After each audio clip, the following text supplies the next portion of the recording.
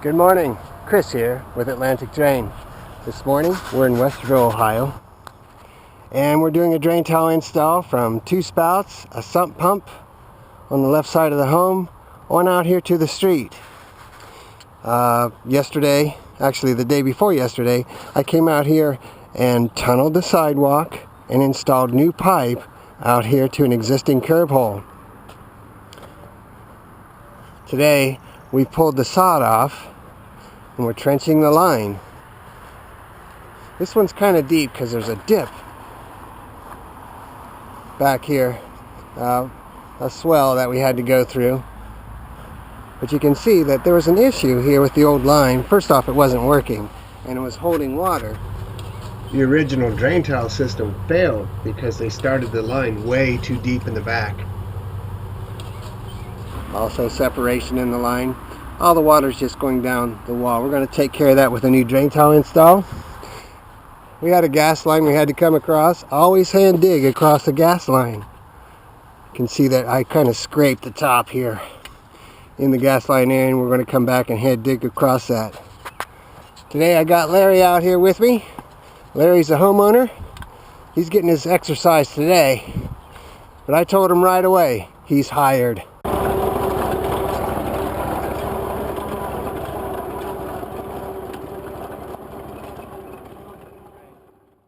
I'm going to show you 3 tips on how to hook up sump pump to drain tile. Up here at the sump pump, we've got 1.5 inch pipe coming out of the wall. And here's tip number 1. Normally, when you buy the donut, there's a lip right here that prevents the donut from going on up over the discharge line. Well, I cut that lip off because you want to be able to adjust this. Take that donut, take the lip off so that you can have this move freely up and down on the discharge of the sump pump.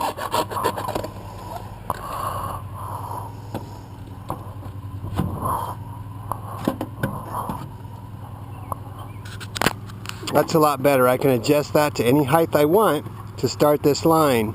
And I'm going to start it pretty high because it's got a long way to go through grade. So to review the 3 tips: donut, you want to cut the lip off the donut.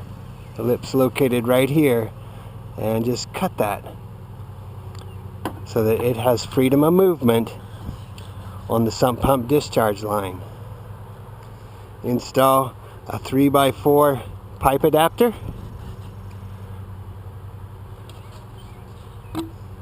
Dry fit. You can glue it to 90, but dry fit your 4-inch pipe that's going up into the reducer, and you won't be able to get slope away from the house. You start that line too low, you're going to have water standing by your wall. Alright, you can see I started the front end of the line here. Just have to line it up a little bit there at the downspout. We've got nice downhill flow from here out to the front spout. Larry did a really good job of getting that all prepped back in this area. In fact, all the areas that were hand dig, Larry took care of. Well, we've got this hooked up here to the very front. Got nice bubble downhill. Alright, we've got this all together. Got the pipe installed. Nice fall from the downspouts out to the main line. And then on the main line on out to the street. Used a level. Got full bubble just all the way. And what's left to do here is we're watering the sod that we've saved. We've moved excess soil. And Larry's been extremely helpful today, but he's getting this all saturated. You have to saturate each piece, and it takes about 1 minute to 1.5 minutes to saturate each one of these pieces of sod. That way it'll just, I'm barely putting any pressure on it. It steps right down, and you just want that to pretty much settle naturally. You can leave it just a little bit high like that. I like to leave it about As far as for before sod, about 1.5 inch of excess soil that goes up above the top of the trench, and then just lay your sod on top of that. This is looking really, really good. This is going to come back so nice. I'm Chris with Atlantic Drain.